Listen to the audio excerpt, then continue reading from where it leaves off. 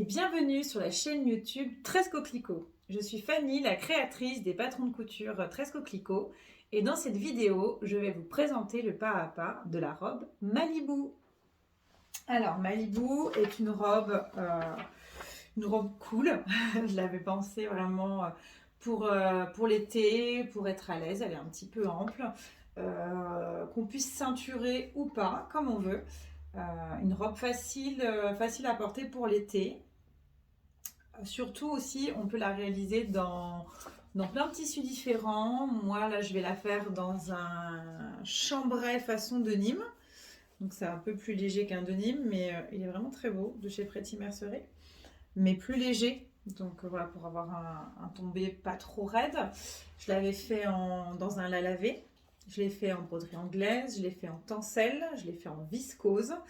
Moi j'aime bien quand il y a un petit peu de tenue mais pas trop. Un lin viscose sera parfait, un coton, pourquoi pas un de Nîmes un peu plus épais pour avoir quelque chose d'un peu plus structuré. Voilà. Il y a beaucoup de possibilités pour ce patron. C'est un patron aussi également que j'ai beaucoup hacké, c'est-à-dire que j'ai fait énormément de modifications pour tester plein de versions possibles. J'ai une version chemise avec un dos avec un pli creux, donc une version un peu plus ample, une version manche 3/4, une version double volant au niveau des manches, version midi.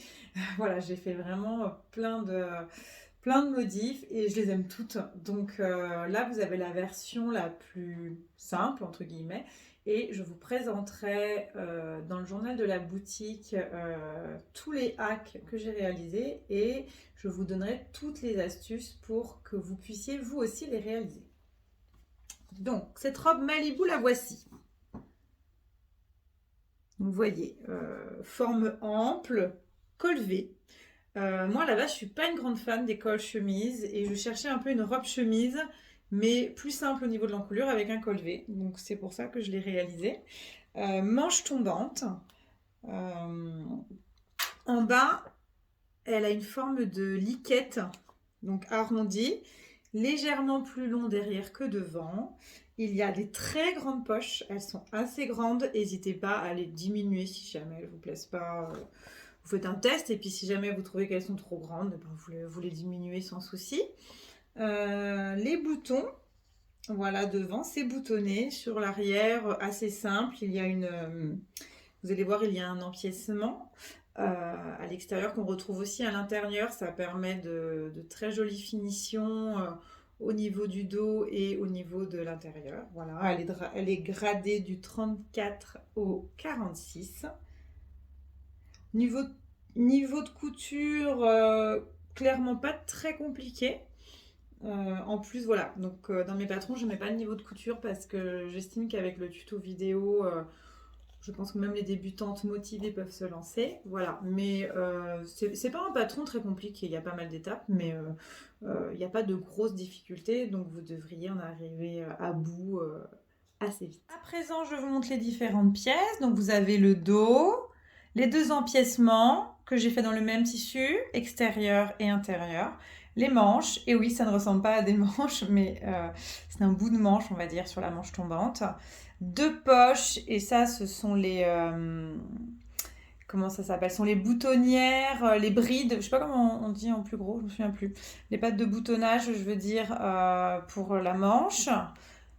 Ça, ce sont les deux devant, et ça, ce sont les parmentures qui vous permettra d'avoir une jolie finition au niveau des devants.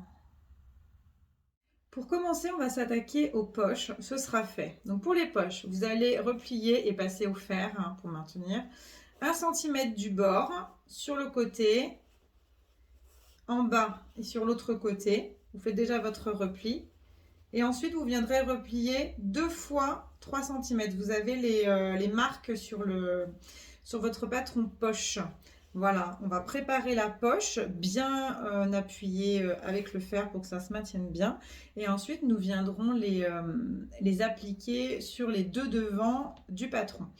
Sur le patron, vous avez les encoches, enfin les repères qui vous permettent de positionner vos poches directement sur votre devant. Donc aidez-vous des repères pour être sûr que votre poche soit droite, c'est quand même plus sympa.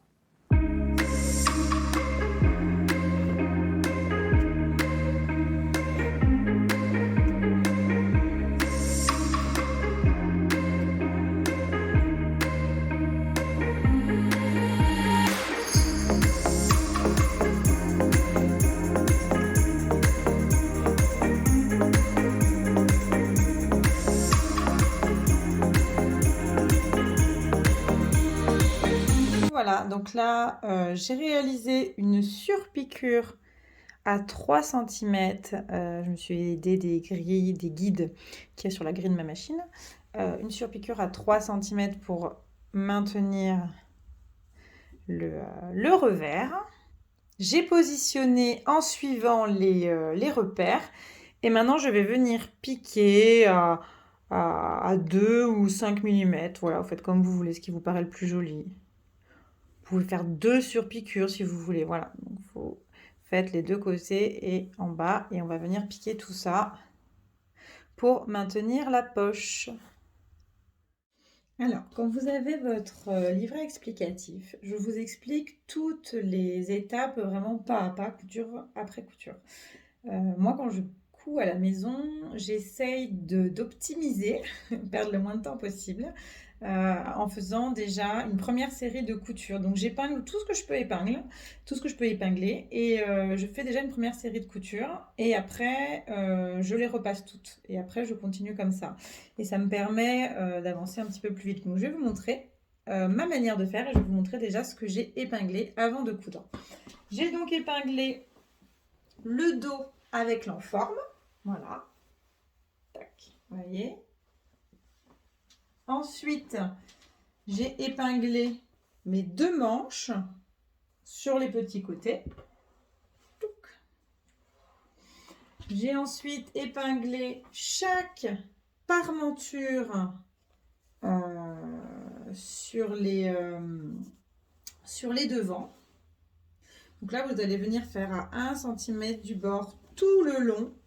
Et même en bas, vous ferez à 1 cm du bord. Après, on crantera et vous pourrez retourner. Vous verrez que ça fera une jolie finition. Il ne nous restera plus qu'à replier après. Vous allez voir, c'est magique. Donc le deuxième devant, et aussi tout ce qui est bride, là, patte de boutonnage qui se met à l'épaule. Je fais un petit côté, un grand côté, et après je vais pouvoir retourner ça.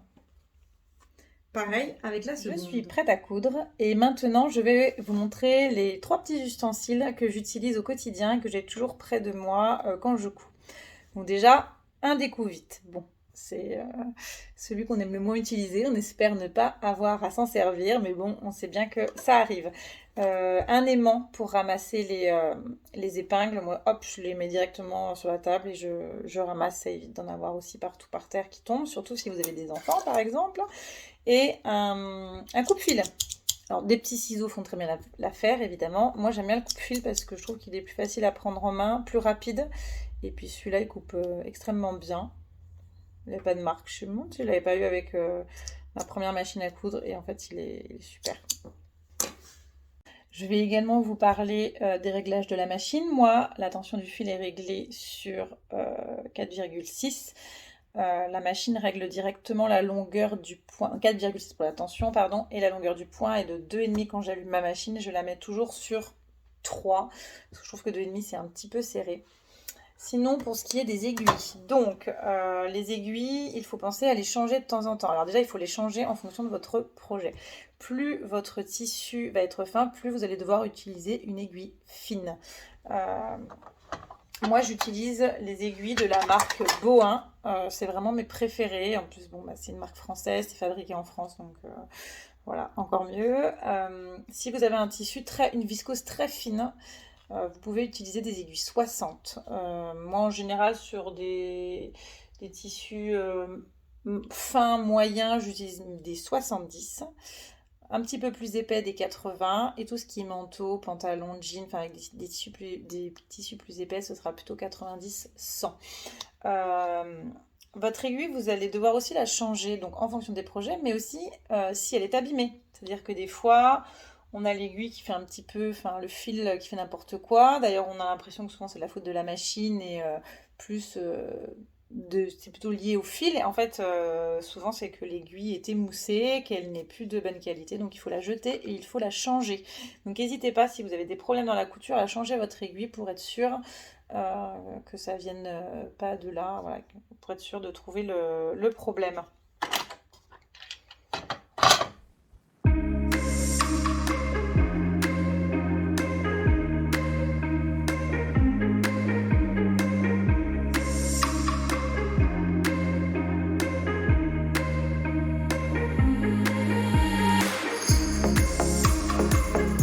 Après avoir cranté les premiers angles, je vais vous montrer comment retourner ces petites choses, parce que c'est toujours utile. Moi, j'ai un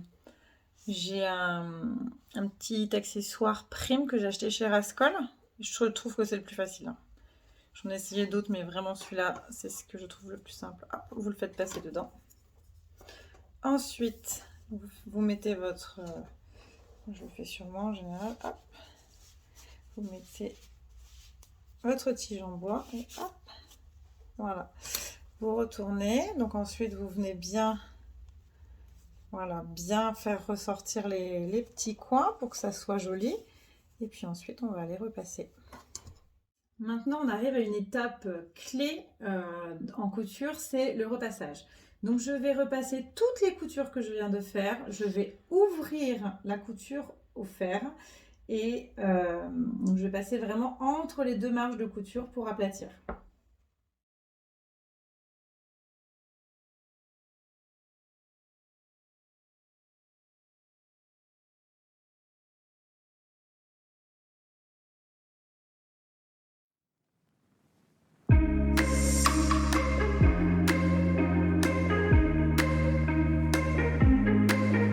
Voilà. Je vous montre un petit peu au niveau de la parmenture. Donc piqué endroit contre endroit, j'ai cranté, j'ai retourné, j'ai donc passé un coup de fer. Vous êtes donc comme ça, et vous voyez là il y a un petit bout qui dépasse. N'hésitez pas, hop, vous le coupez. Voilà, j'ai commencé à rabattre un petit peu la finition, hop, et puis ce qui dépasse, on passe un petit coup de ciseau, comme ça ne se verra pas. Voilà.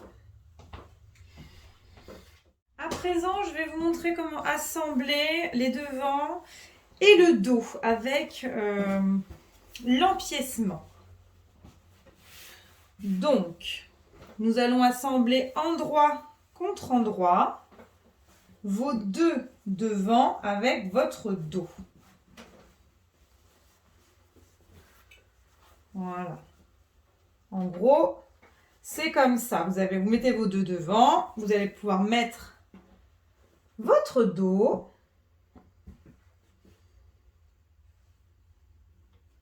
Tac.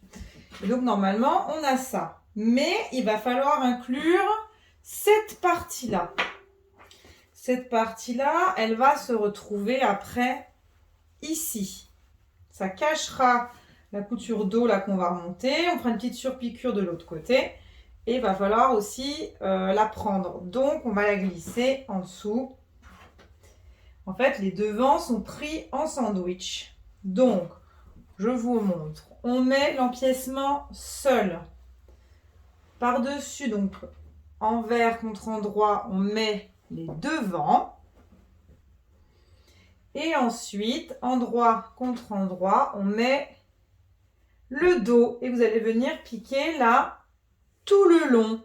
Vous allez aussi pouvoir venir piquer les côtés jusqu'au cran. À présent, je vais vous montrer comment assembler les devants et le dos avec l'empiècement. Donc, nous allons assembler endroit contre endroit vos deux devants avec votre dos. Voilà.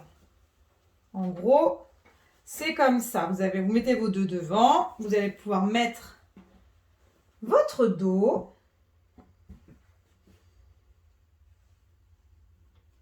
Tac. Et donc normalement, on a ça. Mais il va falloir inclure cette partie-là. Cette partie-là, elle va se retrouver après ici. Ça cachera la couture dos là qu'on va remonter. On fera une petite surpiqûre de l'autre côté. Et il va falloir aussi la prendre. Donc, on va la glisser en dessous. En fait, les devants sont pris en sandwich. Donc, je vous montre. On met l'empiècement seul. Par-dessus, donc, envers contre endroit, on met les devants. Et ensuite, endroit contre endroit, on met le dos. Et vous allez venir piquer là tout le long. Vous allez aussi pouvoir venir piquer les côtés jusqu'au cran. Petite étape que j'aurais dû vous montrer juste avant, c'est que j'ai passé mon fer et fait un rentré de 1 cm tout le long, vous voyez, de l'encolure. Hop, ça fait quelque chose de très net. Si jamais vous préférez y mettre un biais, c'est tout à fait possible. Voilà, moi je trouve que sur un tissu un peu épais, franchement, c'est pas embêtant. Ensuite, vous allez donc venir, quand vous épinglerez vos côtés, votre encolure, le bout de votre encolure arrivera à 1 cm du bord, et c'est normal, puisqu'en fait, on va également épingler tout le long du dos, puisque ce sera la finition dos. Hop. Et pareil, de l'autre côté, le bord arrive à 1 cm. Comme ça, vous allez pouvoir venir piquer à 1 cm là, tout le long. Et ça, c'est vraiment l'encolure dos. Hop. Donc les côtés, l'encolure dos. Et donc il ne faudra évidemment pas prendre dans votre couture de l'encolure dos le tissu du milieu. Voilà, il doit s'arrêter juste avant. Ici, on est au niveau de l'encolure dos. Donc, comme je vous ai dit, j'ai piqué l'encolure dos avec les 2 épaisseurs. Là, j'ai retourné en fait. Donc, vous voyez qu'on a la finition du devant qui arrive pile poil au moment de la couture dos. Pareil de l'autre côté. Ensuite, j'ai passé un coup de fer et j'ai remonté les marges de couture sur l'intérieur. Et j'ai fait un rentré de 1 cm que je vais venir positionner comme ceci. Je vais y mettre des épingles et je vais de l'autre côté réaliser une surpiqûre à 0,2 du bord tout le long pour maintenir cette en forme. Petit point sur l'ourlet. Donc là, je viens d'assembler le devant et le dos par le côté. J'ai ouvert les coutures au fer. Je suis allée piquer jusqu'au cran. Voyez. Ensuite, quand vous avez fait retourner votre parmenture devant, ça a forcément replié votre tissu sur 1 cm. Voilà, donc j'ai plaqué au fer le tissu sur 1 cm tout le long et ça rejoint parfaitement la couture dos. Je vais faire de même, enfin la couture côté, pardon. Je vais faire de même pour l'ourlet dos et pour l'autre ourlet. Voilà, et après je viendrai piquer. Si vous tirez bien, normalement, vous pouvez ne pas avoir de pli. Après, s'il y a un petit pli, hein, j'ai envie de dire, c'est pas non plus très grave. Si vous préférez ganser en mettant un biais, vous pouvez également. Voilà, moi je trouve qu'on peut faire une finition très propre comme ça. J'ai donc épinglé l'ourlet sur le devant pour venir passer la machine. Faire attention que l'arrondi est bien arrondi, bien joli. Et hop, je vais passer à 1 cm du bord. C'est également le moment, si vous le souhaitez, de venir faire une surpiqûre à 0,2 mm. À 2 mm, à 0,2 cm tout le long. Et aussi également tout le long de l'encolure devant afin de bien maintenir le repli de 1 cm. Voilà. Après, tout ce qui est piqûre, sur piqûre, c'est aussi une question de goût, une question de style. Moi, je vous donnerai les clés, mais après, à vous de choisir ce que vous préférez. Je vous montre le rendu sur la finition côté. Donc là, on est sur l'avant. Donc, piqûre de 1 cm. En remontant là, donc là, on est sur la couture côté.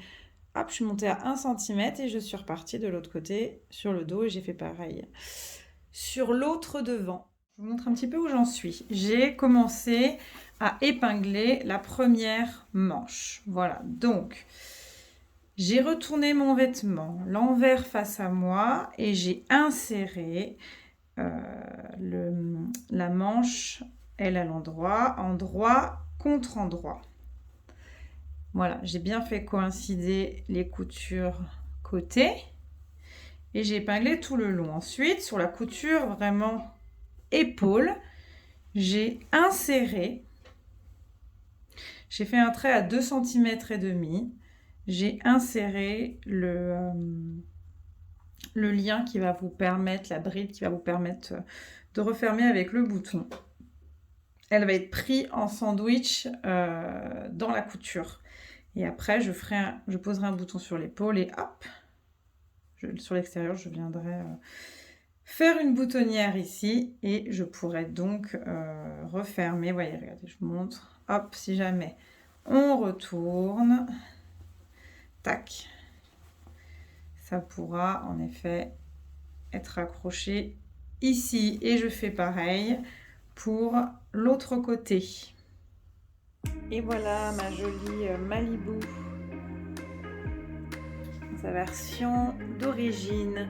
Il manque juste les boutons parce que bon, je me décide toujours au dernier moment pour les boutons et j'ai envie de faire des boutons recouverts, mais j'ai pas la bonne dimension, donc je vais les commander et je vous ferai sûrement un tuto sur Instagram pour vous montrer comment je fais des boutons recouverts. Voilà, donc avec ces surpiqûres, la parmenture entièrement doublée, ces petites manches retroussées. N'hésitez pas si vous préférez à ganser les coutures. Moi je trouve que là il y a un côté brut qui est sympa. Voilà, pareil pour le bas, vous pouvez ganser si vraiment vous préférez, mais je trouve que si on fait quelque chose de propre, ça peut être la petite fente sur le côté, les grosses poches.